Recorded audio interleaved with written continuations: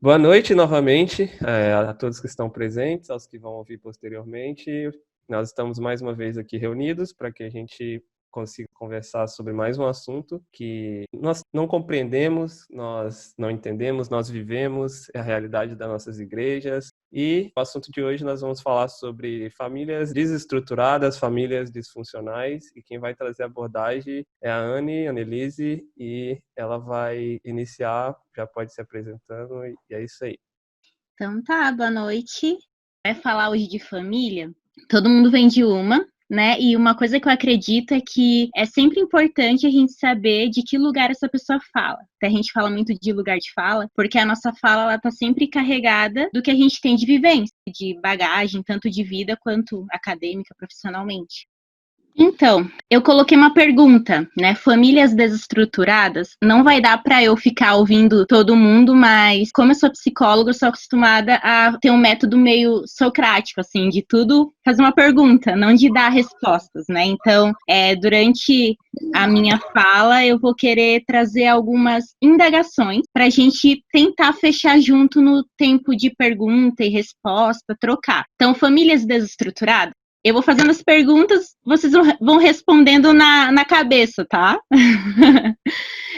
Qual é o modelo ou como é uma família estruturada? Então, quando a gente fala família estruturada, o que vem na mente de vocês? Qual o modelo, uma foto ou uma família referência? Enfim, não sei, não vou dar exemplos. O que vem na mente? Aqui eu trouxe um breve resumo de quem eu sou. Eu tenho 26 anos, eu moro aqui em Joinville com os meus pais. E eu sou filha única da minha mãe e sou a mais nova do meu pai. Meu pai tem 3 filhos, eu botei ali a idade deles. Então a gente não tem aquela família tradicional, digamos assim, né? Eu faço parte do segundo casamento do meu pai. E eu fui católica durante a minha vida até os 19 anos. Me converti ao cristianismo, sou da Ondadura 7 e a minha mãe ela é ministra da Eucaristia na Igreja Católica, então teve um rompimento nessa questão religiosa. Lá na Onda eu sou líder de um grupo de mulheres, então acabo fazendo parte desse momento de formação, se casar e tudo mais. Eu sou psicóloga pela Univille e ocorreu um fato de eu ser babá em Nova York, uma família muito rica, que era o que a gente pode imaginar de estruturada, assim, o pai trabalha com investimento financeiro em Manhattan e a mãe é diretora de um banco, Citibank.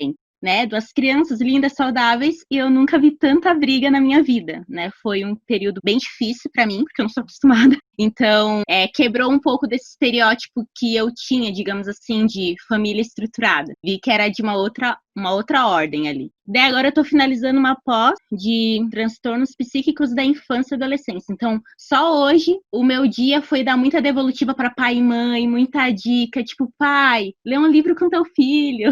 Mais ou menos esse é o meu dia a dia no trabalho. Trabalho na Unimed desde 2018, final de 2018, e tô estudando psicanálise agora. Acaba que todo o meu trabalho é ouvir histórias de famílias o dia inteiro, né? Daí aqui um pouquinho do roteiro.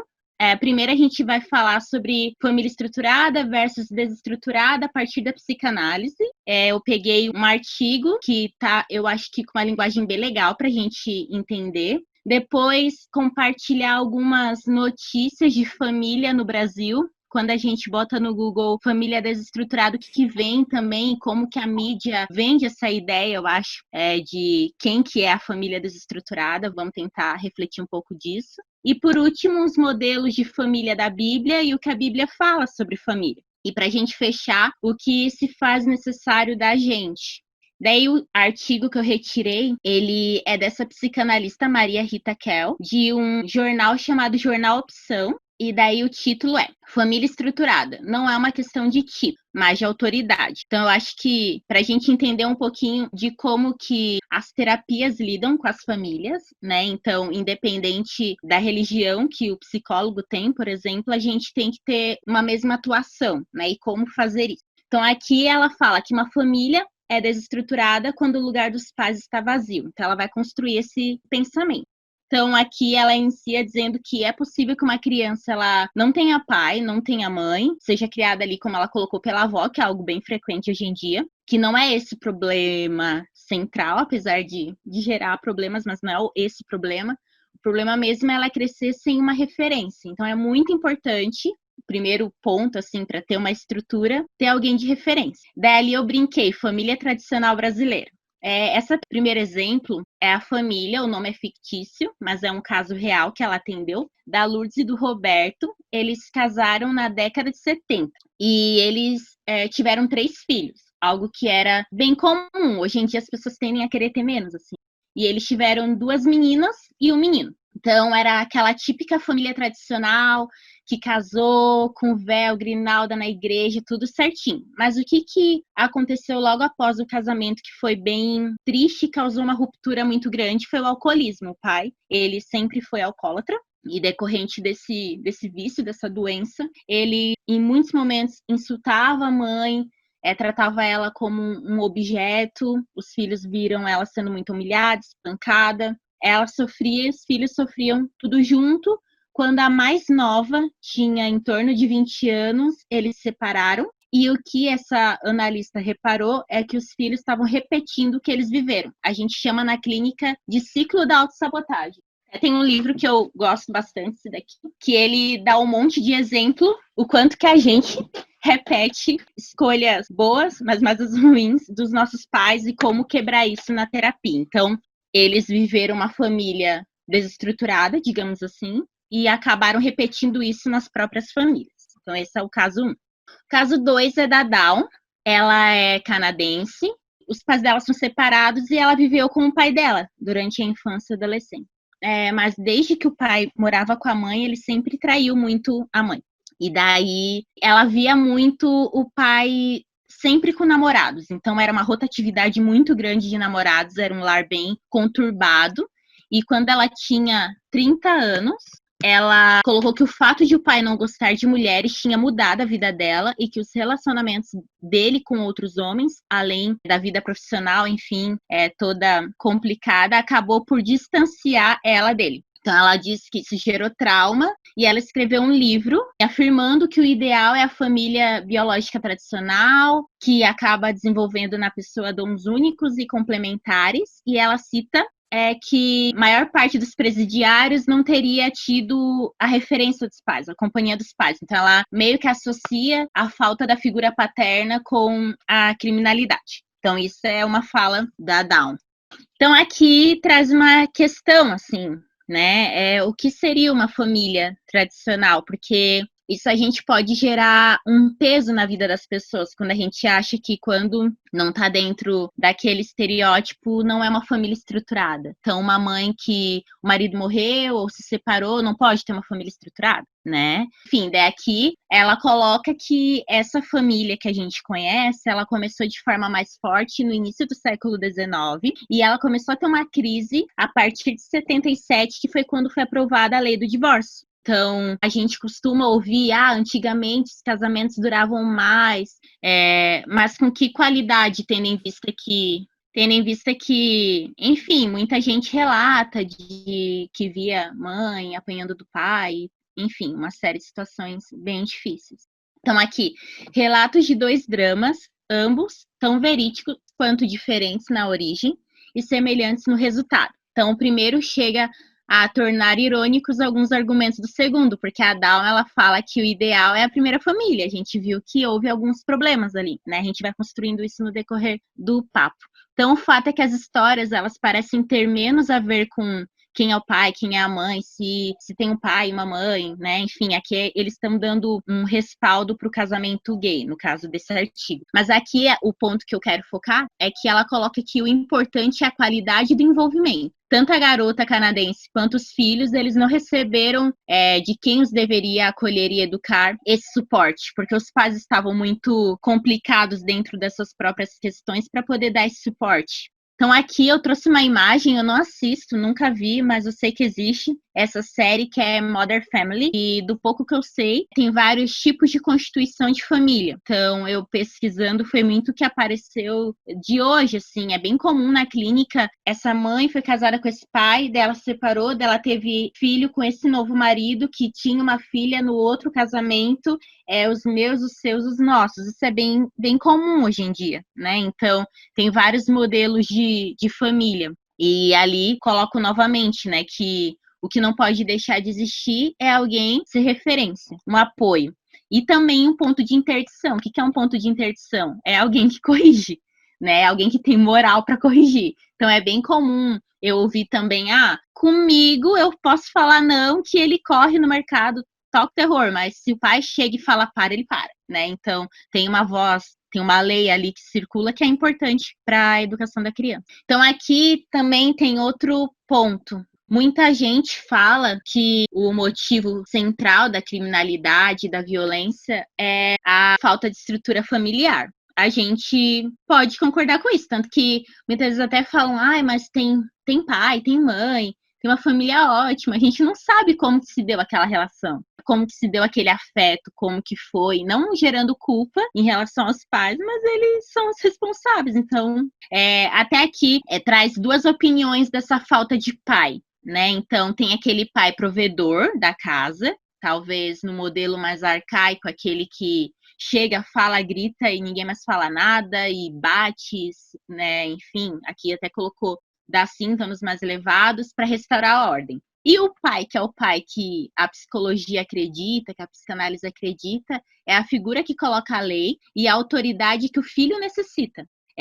Algo que eu escuto muito até de adultos nossa, eu apanhava sem motivo. E algo que eu instruo muito para os pais colocou de castigo, disciplinou, explica, né? Quando a gente entende, a gente até se sente amado do porquê da disciplina. Então, a forma de fazer é que, enfim, precisava ser diferente. Então, aqui, o estabelecimento do limite de ações para a criança ou adolescente faz ela se sentir amada, protegida. O meu pai e minha mãe têm um equilíbrio, né? Muitas vezes, quando os pais eles entram no mesmo nível que a criança não se sente segura, porque eu tô chorando, minha mãe tá gritando, tá todo mundo descontrolado. Então, o ponto principal ali que a Maria Rita Kel coloca é que o sujeito na posição de filho, ele sente uma família como desestruturada quando o lugar dos pais está vazio. Então, não tem um pai e uma mãe exercendo esse papel, né? Tem às vezes mãe que parece mais irmã do que mãe, enfim, um pai que nunca tá ali, seja cuidando da própria vida ou não estando preocupados, ou por não ter condições,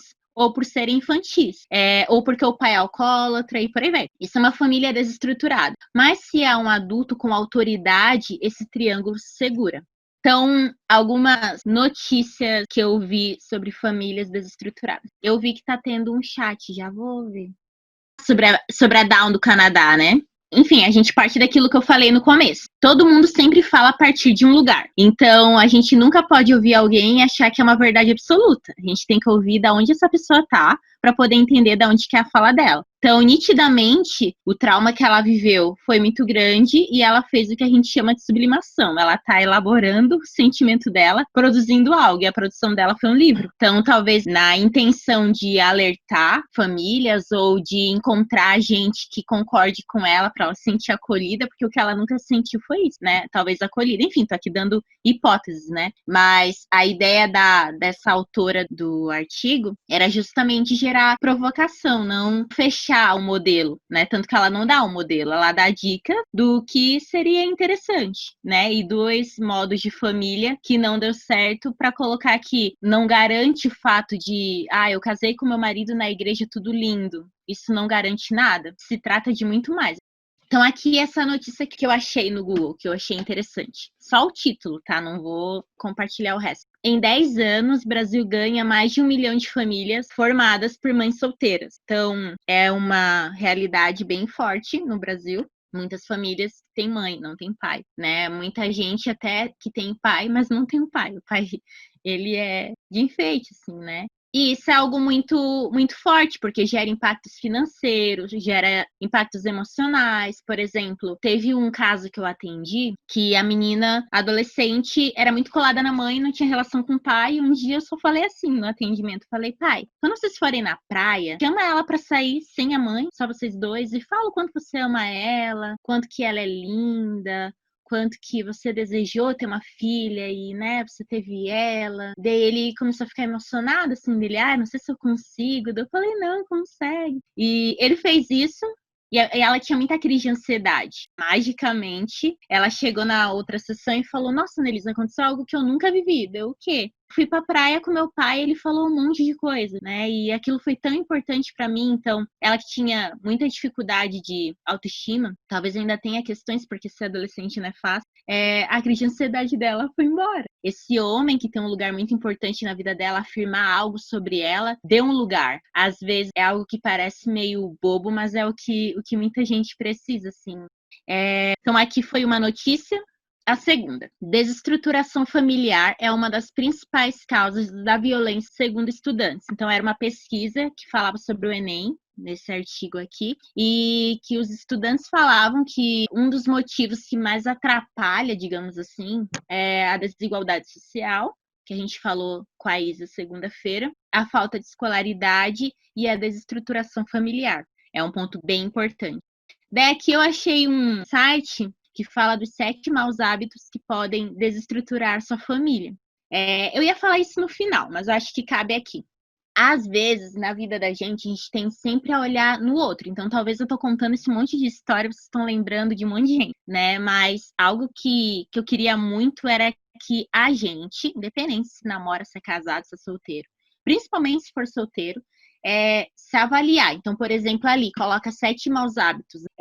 Eu, solteira, que não sou mãe ainda, não sou casada, eu tenho uma postura briguenta, sou alguém que todo lugar que eu vou arranjo confusão, arranjo briga, desorganização, gasto dinheiro com tudo, não tenho planejamento financeiro, mesmo que eu ganhe bem pouquinho, nem que eu guarde R$10 por mês. Tem uma agenda cheia, né? Um monte de rolê, um monte de compromisso na igreja, um monte de coisa, e nunca dou atenção para minha família, nunca vou visitar a avó, nunca vejo como a minha madrinha tá. Não fazer uma refeição em família, nunca tenho tempo. Tecnologia em excesso, quando não tá no WhatsApp ou no Insta, tá no videogame, sei lá, e nunca tá se focando em outras coisas até familiares. Comparações desnecessárias, às vezes.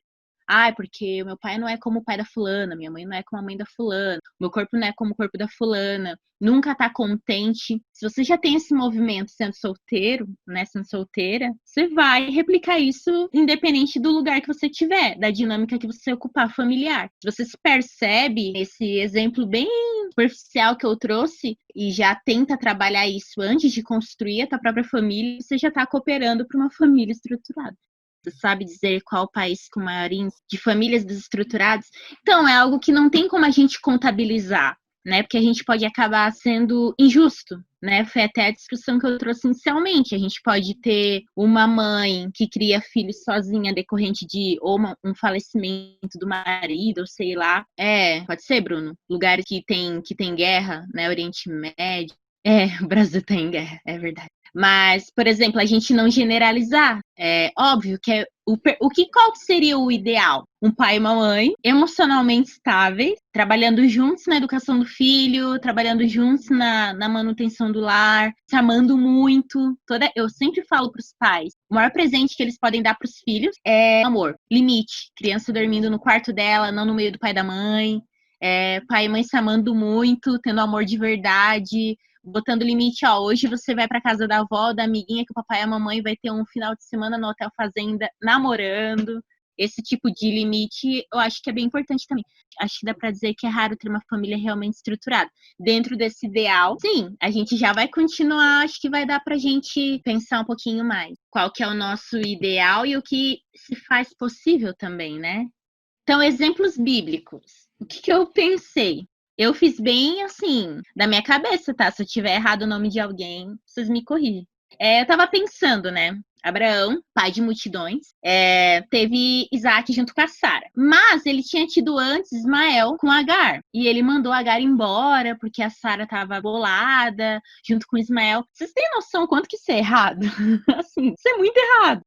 Abraão é um homem de Deus com toda certeza. Quem sou eu pra falar? Mas muito errado. Noé era aquele homem, assim, que eu poderia interpretar como um pai, aquele pai de família mesmo. Todo mundo criticando que ele estava construindo a arca, mas os filhos compraram a visão, né? Acho que um pai que tem caráter admirável, os filhos compram a visão. Enfim, daí teve toda aquela situação que ele bebeu muito vinho para comemorar e teve um filho que debochou. Hoje seria um filho que postaria nos stories o pai passando vergonha. Davi, segundo o coração de Deus, viu a Batseba, uma gatinha que era casada com outro homem, ele matou essa pessoa. Teve Salomão homem mais sábio da Bíblia, teve 1000 mulheres. Maria estava prometida para José, engravidou de Jesus através do Espírito Santo, que é filho de Deus. José adotou Jesus. Ruth perdeu o marido, Noemi também. Elas se juntaram, uma sogra com uma nora. Ela casou com Boaz, teve Obed e fez parte da genealogia de Jesus. Por que eu trouxe esses exemplos? Para a gente desmistificar uma ideia de família estruturada como aquela família perfeita. Não existe, não existe. Na Bíblia, a gente vê uma série de famílias que não eram aquela propaganda de margarina que a gente via. E o que fazia delas famílias inspiradoras para a gente? O quê? Instruções bíblicas, né? Eu acredito que o que fazer com que aquelas famílias fossem inspiradoras, o quanto que em algum momento elas apontavam para Deus. Enfim, aqui não vou ler tudo, né? Mas a Bíblia, ela nos dá um monte de instrução de como ser como pessoas individuais, de como ser uma esposa, como ser um marido, como ser filho. Então, primeiro ponto, homem deixará pai e mãe, se unirá a sua mulher. Muita gente não faz isso. Enfim, uma série de pontos que a gente sabe que contribui para ter uma família de acordo com o coração de Deus, com a ideia de Deus, mas eu acho que o meu objetivo é fechar com, de acordo com a psicanálise, né, que são coisas diferentes. Para crescer bem, filhos e filhas precisam de alguém que lhes sirva como figura de referência, que lhes dê aconchego, mas dê limites, segurança e frustração na medida adequada. E de acordo com a Bíblia, eu resumi que quando a pessoa for filho, né, honrar e respeitar os pais, que é o que a Bíblia fala pra gente, independente de quem é esse pai. E quando for pai, segue as instruções da Bíblia, sendo humilde para pedir perdão. É bem raro os pais, quando erram, pedir perdão, né? Então gera filhos com muita marca, muito...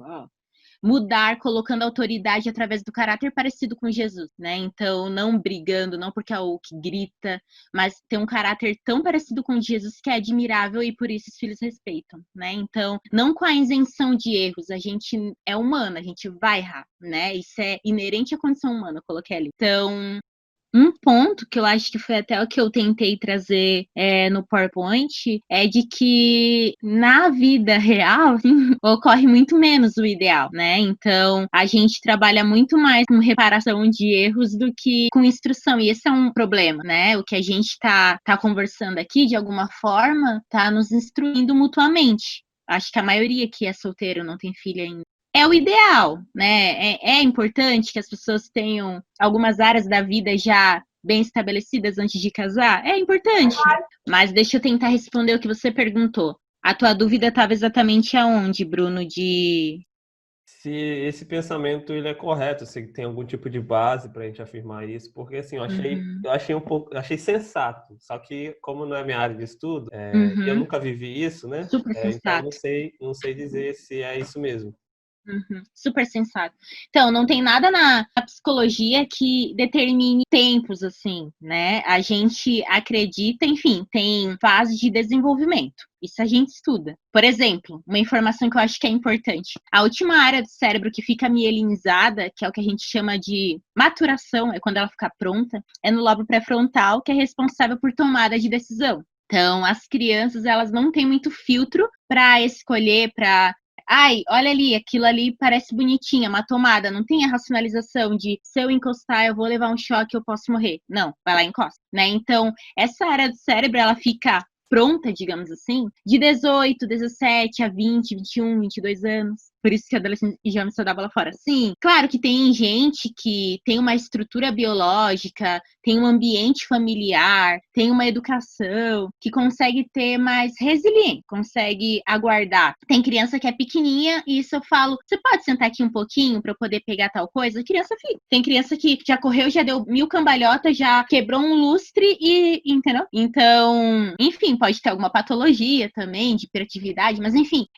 o ponto é que essa área do cérebro, ela demora pra ficar pronta, né? E tem gente que, nesse momento que ainda tá ficando pronta, já teve filho, já casou, já separou, já teve filho de novo, né? Então, com certeza não conseguia nem ter capacidades mentais para conseguir ter essa espera, como você colocou ali, né? Então, é o ideal? É o ideal. Não tem nada na literatura que eu li até hoje que indica tempos. Eu acho que, de acordo com a vivência de cada pessoa, tem gente que pode se desenvolver em algumas áreas um pouco antes e outras um pouco depois. Nem todo mundo tem o sonho de fazer mestrado, doutorado e pipipi. E tá tudo bem, né? Nem todo mundo quer comprar uma casa num condomínio fechado para poder ter filhos, sabe? Então, acho que não é disso que se trata, mas é no 1 a 1. Na psicologia, o trabalho é sempre no 1 a 1. Então, a gente vai ter que ver cada pessoa, cada casal, né? Tem gente que, mal caso, já tem filho porque tá numa situação diferente. Enfim, acho que é no 1 a 1. Então, toda vez que a gente generaliza quando se trata de gente, pode gerar um peso. Foi por isso que eu tentei desmistificar uma ideia, um ideal de família estruturada, para que não gere um peso nas pessoas, né? De que há formas de eu ter uma família saudável, mesmo que ela não seja dentro daquele formato.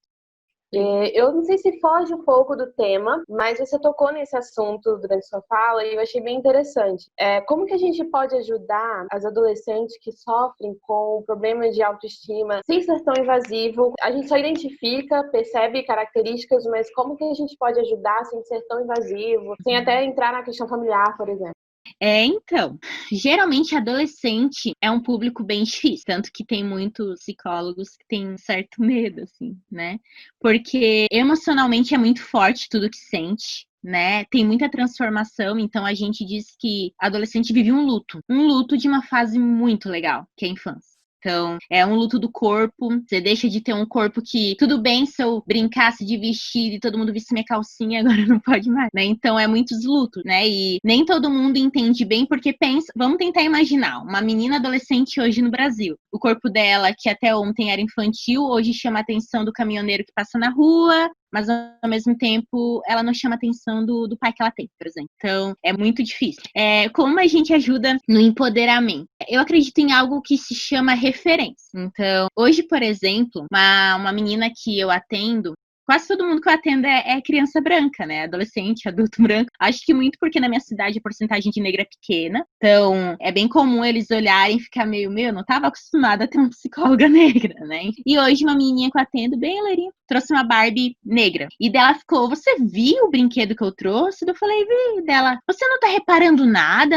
Eu falei, ela é muito bonita, ela é uma fada, né? Sim. Você não tá vendo nada, né? Ela tá com um coque, não sei o que. Eu falei, sim, ela é bonita. Você não viu que ela tem a mesma cor que você? Né? Ela falou. Eu falei, vi. E daí eu falei, nossa, que legal dela. Minha mãe falou que é a Barbie Annelise, porque é igual a você e eu achei ela linda. Então, por que eu dei esse exemplo? Referência. Mesmo ela sendo uma criança branca, ela desenvolveu uma referência com uma pessoa negra que ela admira. Então, a estética negra é algo que ela admira agora. Então, o que eu vejo que é o mais importante? Ter muita referência boa de pessoas que têm a estética parecida com a dela. O que a gente está vivendo hoje é um momento, assim, tempos dourados, né? Eu choro, porque as crianças estão muito mais representadas positivamente, independente da cor de pele, do cabelo, do biotipo corporal, né, da origem étnica. Então, eu acho que esse é um ponto legal, quando a gente, já adulto, né, se coloca de uma forma, geralmente vai ter alguém que vai te ver como referência. Até foi algo que eu falei bastante durante a fala, que a importância de ter referências. A referência não é o pai e a mãe,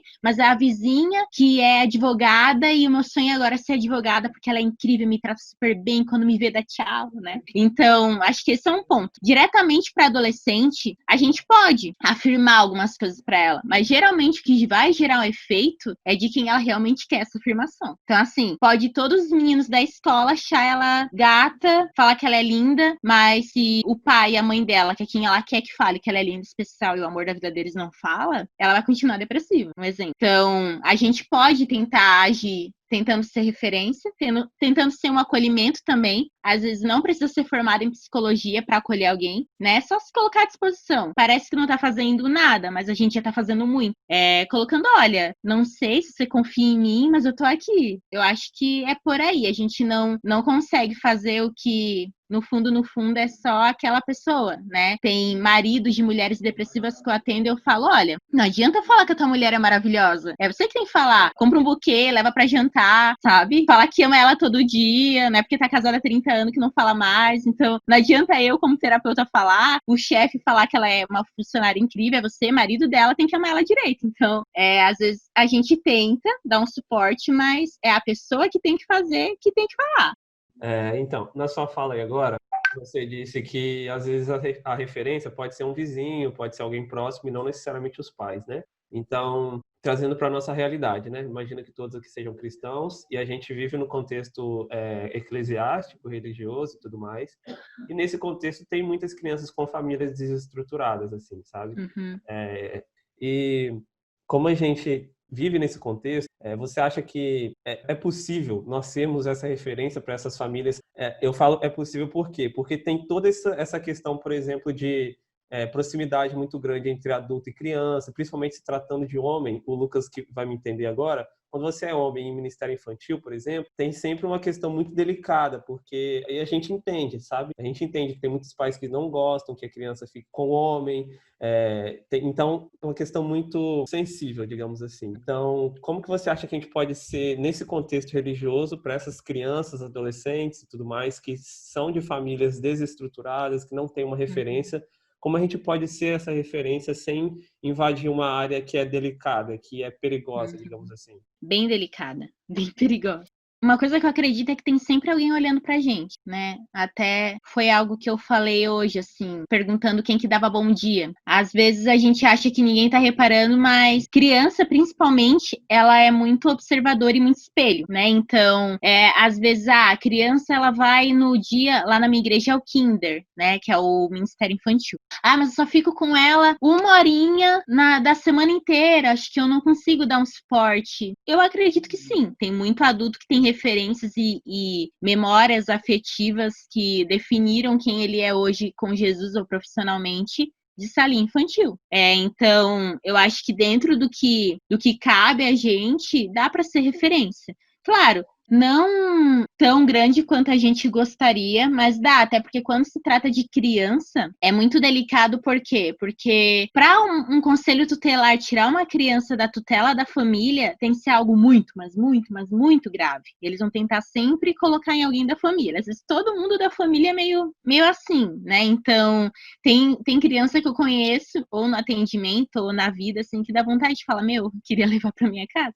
Mas não é assim que funciona, né? Então, eu acho que dentro das nossas possibilidades, quem trabalha com o ministério de, enfim, visitar lugares carentes, até uma ideia também que a gente tem que ter é que não é porque a família é carente, ou sei lá, que ela é desestruturada. Ou até nessa questão dessa criança, não é porque toda criança que mora com a tia e não com os pais que é desestruturada. Essa tia tem um aporte cultural, um carinho, né? Vamos hipotetizar assim, que tá tudo bem. Às vezes você pode ser uma referência masculina no dia que ela vai lá na igreja e fica contigo, né? De alguém que ama o Senhor, que é carinhoso, que é caridoso. Acho que mesmo num tempo mais curto, a gente ainda assim consegue ter uma relevância. Eu acho que não é quantidade de período, mas qualidade.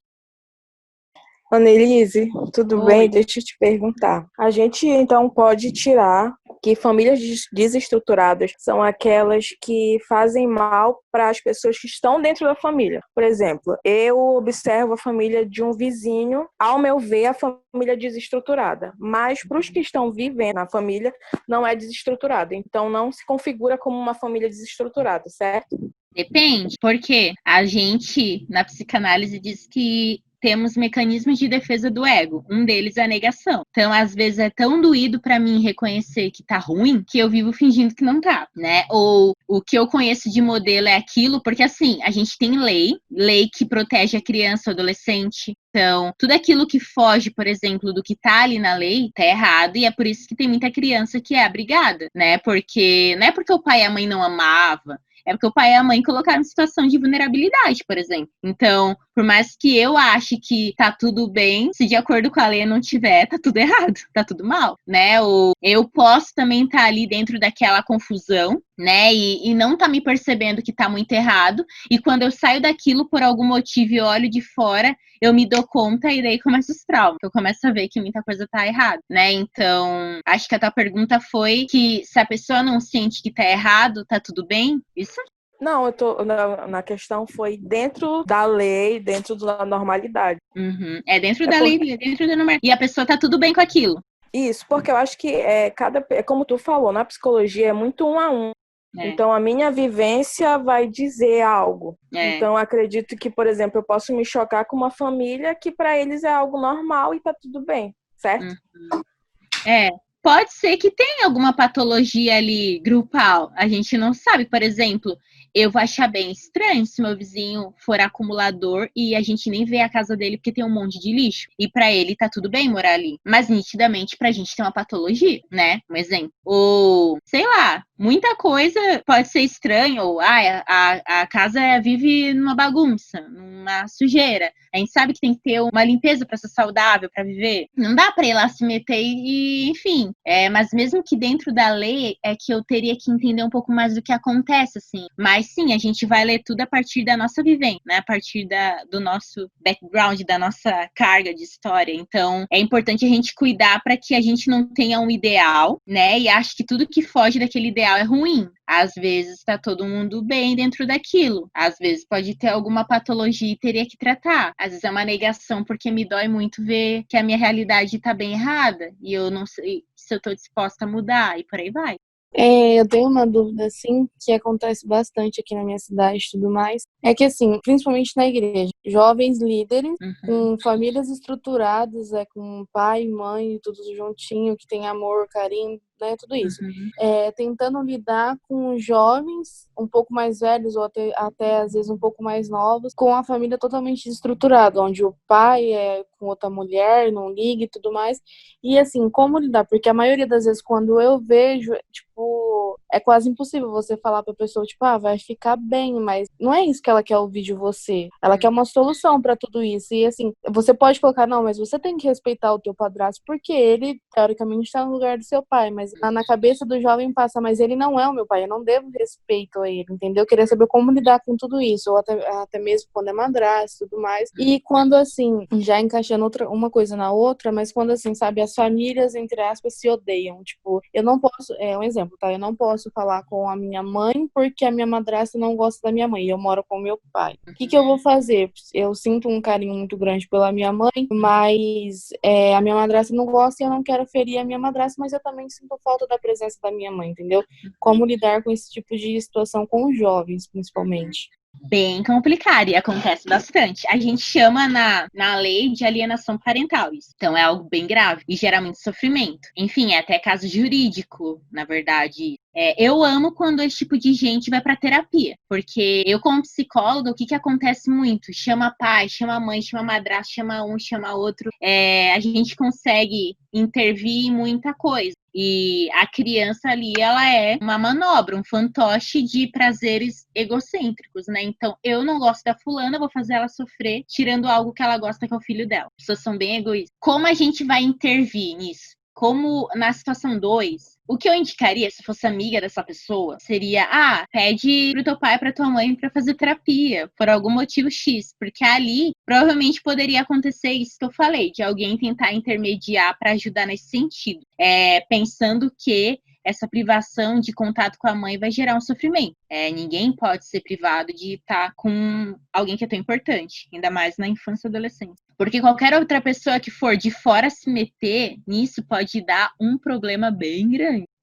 Infelizmente, as pessoas não se dão conta que elas são egoístas e utilizam das crianças como isso que eu falei. Então, a única dica que eu daria seria procurar um atendimento, porque não tem muito o que a gente fazer, porque eu não sei como é essa madrasta, vai que a menina vai lá e fala, não, eu sinto muita falta da minha mãe, eu preciso estar com ela, e eu não vou falar nada do que a gente vive aqui. Pode dar uma briga enorme, enfim, apanhar, sei lá. E na situação número 1, de quando a família é bem ruim, o adolescente não quer obedecer, não quer se sujeitar. É raro o adolescente que quer obedecer, na verdade. É raro o adolescente que é obediente, honra a família. Bem raro. O que eu acredito é que tudo na vida é construído. Então, para esse padrasto ou madrasta não ter moral, digamos assim, não é porque ele não é o pai nem a mãe, é porque ele não construiu isso, né? A forma como se deu essa relação, talvez, enfim, bem conturbada, ou por falta de esclarecimento, a criança entende que aquela pessoa roubou o lugar do pai ou da mãe, enfim, isso é um problema. Se eu fosse líder na igreja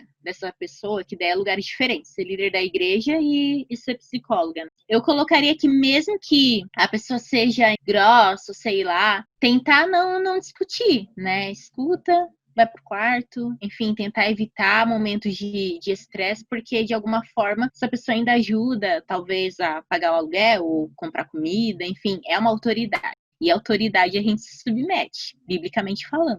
Se eu fosse a psicóloga, eu ia tentar identificar do porquê que é tanta mágoa, né? Por que é tão difícil ouvir essa pessoa. O que essa pessoa fez, a forma, tentar entender um pouco dessa história, porque não é o lugar. Tem muita gente que ama muito o padrasto, ama muito a madrasta. Então, a gente não colocar essa posição como algo ruim, né? Muito pelo contrário, eu tenho um paciente que o padrasto é muito mais o amor da vida do que o pai. Entender como que se deu aquela relação, mas como líder de grupo de jovens, indicar que toda autoridade a gente se submete, né? E que mesmo que a pessoa seja uma sem noção, ainda assim ela é autoridade, é mais velha, tem mais vivência, a não ser que essa pessoa, tipo, estuprou, por exemplo. Daí é um outro ponto. Daí a gente fala de polícia, de investigação criminal, de cadeia, né? Então, se essa raiva é porque foi violado algum direito, daí a conversa é outra. Acho que é isso. Como que você acha que a igreja, como instituição religiosa mesmo, deve e pode atuar para ajudar essas famílias desestruturadas? Pensando que pode ser que alguém dessa família não frequente, ou pode ser que toda a família frequente, a gente sabe que é uma família, enfim, desestruturada, às vezes disfuncional e tudo mais. Como que a igreja pode ajudar como instituição religiosa, como comunidade acolhedora, enfim, como que você acha que ela pode dar esse suporte? Acho que a igreja pode dar muito suporte. Vamos lá. Primeiro, eu acredito muito na psicologia, a gente fala psicoeducação, né? Então, dentro da igreja, a gente pode falar de cursos de preparação. Então, na minha igreja vai começar agora um tema que a gente fala de relacionamento. Todo ano tem. Então, com base bíblica, como se relacionar, como educar filha, etc e tal. Então, é bem comum na igreja ter essas instruções bíblicas, digamos assim. Outro ponto que acontece na minha igreja, eu acho muito legal, é o discipulado. Então, tem aconselhamento pastoral para casal, então eu acho que uma família que realmente está dentro de uma igreja que é muito legal, então tem um acompanhamento de discipulado do casal, de orientação a filhos. Lá na igreja, algumas vezes eu já fui chamada para conversar com pais, por exemplo, a criança, os monitores observaram tal coisa, chamaram a mãe para conversar junto com a pastora e me chamaram junto, daí a gente verificou que podia ter um TDAH. Daí eu fiz a orientação, porque muita família não sabe que profissional buscar, o que existe. Muita gente não conhece o mínimo.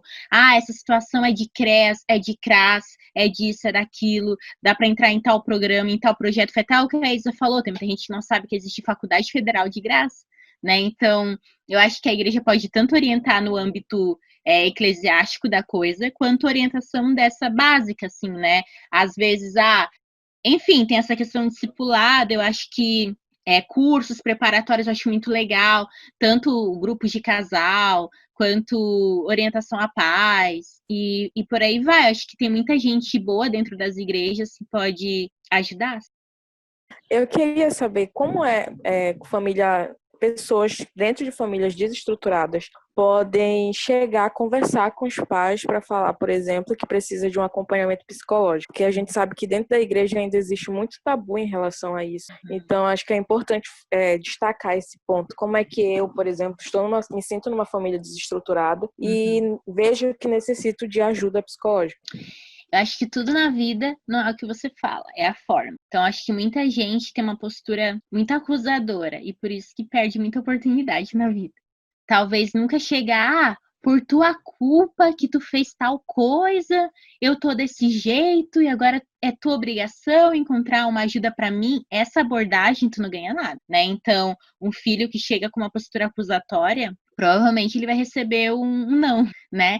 Mas se colocar aqui, olha, eu pesquisei que um profissional psicólogo pode me ajudar em questões emocionais que eu tô tendo, que eu tenho dificuldade de abrir, e daí se o pai e a mãe falar, eu não posso pagar, mas eu soube que em tal lugar tem uma clínica escola que é de graça, tem tal lugar que é de graça, só preciso que o pai e a mãe vão lá comigo porque eu sou de menor. Eu acho que é uma postura diferente, né? Acho que raras famílias vão falar, então tá, então vamos, né? Então, acho que é a forma. Quanto mais essa criança e adolescente ele recebe orientação de como que faz, onde que tem, de que forma, tem de graça, mas ela se empodera para poder transmitir isso para a família também. Tem família que não é que não queira, é que às vezes é tão ignorante, não como xingamento, mas como falta de conhecimento mesmo, que fala não como, isso não é pra gente, né? isso não é coisa para nossa família, a gente não tem dinheiro, e às vezes é possível, né? Tá muito mais na cabeça do que na ordem do impossível, assim. Então, eu vejo que orientar, que tem coisa que é básica, assim, tem paciente que a gente treina o que a gente vai falar, né? A verdade é que tem muita gente que não sabe transmitir, né? Tão na gritaceira, na briga, que não consegue colocar uma opinião de forma amorosa, assim. Então, às vezes acaba que a família mais prende por conta da forma do que do conteúdo, eu acho. Um exemplo. Mas cada família é uma história, né? Talvez tenha medo de contar algo para a psicóloga e alguém ficar sabendo do que eles aprontam em casa. Enfim, por aí vai. Vamos supor que a pessoa, um jovem, tem um lar, ele tem uma dificuldade em relacionamento com alguma pessoa na sua família e tal. E como você falou, né, o ambiente familiar ele é muito reforçador, né? Ele é bem incisivo, mais do que os outros contextos sociais que a pessoa vive, né? Levando em consideração um jovem cristão e tal, até que ponto esse jovem ele pode deixar com que o ambiente familiar seja o reforçador principal, digamos assim, né, da sua saúde emocional e tal? Eu acho que vamos imaginar uma criança, um adolescente que entrou numa igreja que ele tinha só experiência ruim de homem, de mulher, e ele entra na igreja e tem referências boas. Esse já é o grande ponto, ter novas referências. Então, o meu pai, ele falha muito como pai, como homem, mas na igreja eu vejo o tio fulano, que é incrível, o pastor tal, que é super amoroso, que é um homem com firmeza sem ser grosso, né? Então, eu acho que uma pessoa que está na igreja e ela está repleta de boas referências, isso já vai ter uma influência bem grande quando ele ou ela se tornar esposa, marido, pai, mãe. Então, eu acho que estar próximo, né? Às vezes, deixa eu passar, convida para fazer um jantar na casa da pessoa, traz para perto. Eu acho que se observa que tem um jovem que tem uma família desestruturada e tem um anseio de saber como é que acho que é trazer para perto. Acho que essa seria a minha dica, assim, para que a pessoa tenha novas possibilidades, tipo, sério que existe isso, né? E ver que é possível, para que não gere um trauma do tipo, então eu não quero ter família, né? Então eu não quero me casar, que é algo bem comum hoje em dia. Então, a partir do momento que tem novas referências, eu acho que muda esse mindset, como a gente diz, né? Eu acho que é isso. Foi muito bom, gente. Foi muito legal, de fato. Para mim, foi bem esclarecedor, né? Vindo de uma família assim. Eu agradeço a presença da Ana Elise, que se dispôs a estar aqui conversando com a gente hoje. Agradeço a presença de vocês também. Se vocês choraram, que bom que vocês ficaram com a câmera desligada, né? Não passaram vergonha. Eu tive que me segurar aqui, mas foi bom. Eu agradeço vocês. E nosso encontro de segunda. Acabei de colocar público no YouTube. E esse aqui, se a Ana Elise permitir, deve estar lá no YouTube até sexta-feira. Gente, eu indico psicoterapia para todo mundo. Sério, quem puder pesquisa, se não tem dinheiro porque é muito caro. Vê um lugar onde é de graça, indico. De verdade, para que a gente construa famílias melhores do que talvez foram as nossas, né? É isso. Massa. E é isso, galera. Obrigado novamente. Fiquem em paz. Se vocês tiverem dúvidas, manda para a Annelise, manda lá no grupo. Se ela puder, ela responde, que ela também é bem ocupada. E até a próxima. Sábado, a Patrícia, que tá aí, ela vai falar sobre bullying. Ela é psicopedagoga. E até a próxima, gente. Obrigadão. Até. Tchau, tchau, gente. Beijo.